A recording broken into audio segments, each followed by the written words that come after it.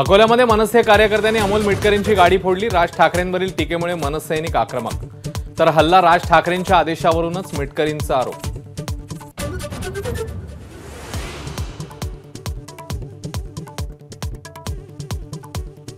अमोल मिटकरींच्या गाडीवरील हल्ल्या प्रकरणातील आरोपी जय मालोकरांचा हृदयविकाराच्या झटक्याने मृत्यू। राड्यानंतर अस्वस्थ वाटू लागल्यानं रुग्णालयात केलेलं दाखल।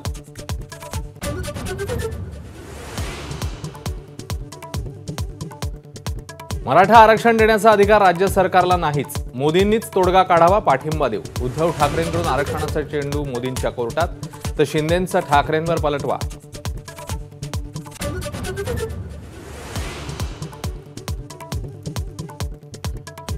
मातोश्रीवरील मराठा आंदोलनामागे भाजपचा हात असल्याचा आरोप। भाजपचे पदाधिकारी सुशील पायाळ आंदोलनामध्ये, माझाने प्रश्न विचारताच पायाळ यांनी काढला पळ।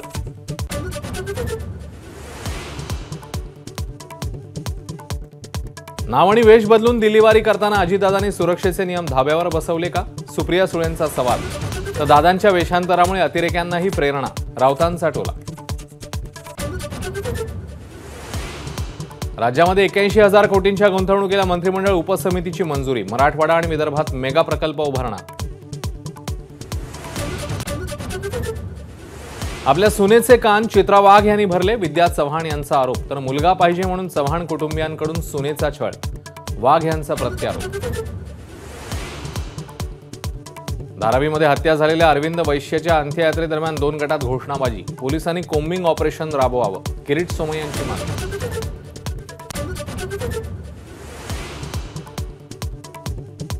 उरणमधील यशश्री शिंदे हत्याकांड प्रकरणातील आरोपी दाऊद शेखला उरण पोलिसांकडून अटक। तर प्रकरण फास्ट ट्रॅक कोर्टात चालवणार, मुख्यमंत्री शिंदेंची माहिती।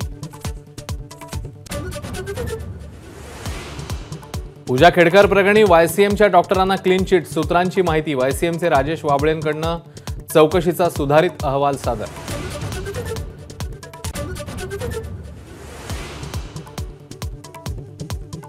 झारखंडमध्ये ट्रेनचा अपघात, हावडा सीएसएमटी एक्सप्रेसचे 18 डबे रुळावरनं घसरले, दोघांचा मृत्यू।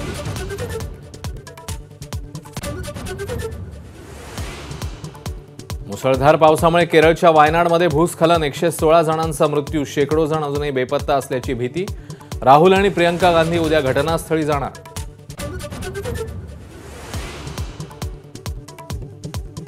पॅरिस ऑलिम्पिकमध्ये भारताला दुसरं कांस्य पदक। नेमबाज मनू भाकर सरबजीत जोडीने केली पदकाची कमाई। एकाच ऑलिम्पिकमध्ये 2 पदकं जिंकणारी मनू भाकर पहिली भारतीय।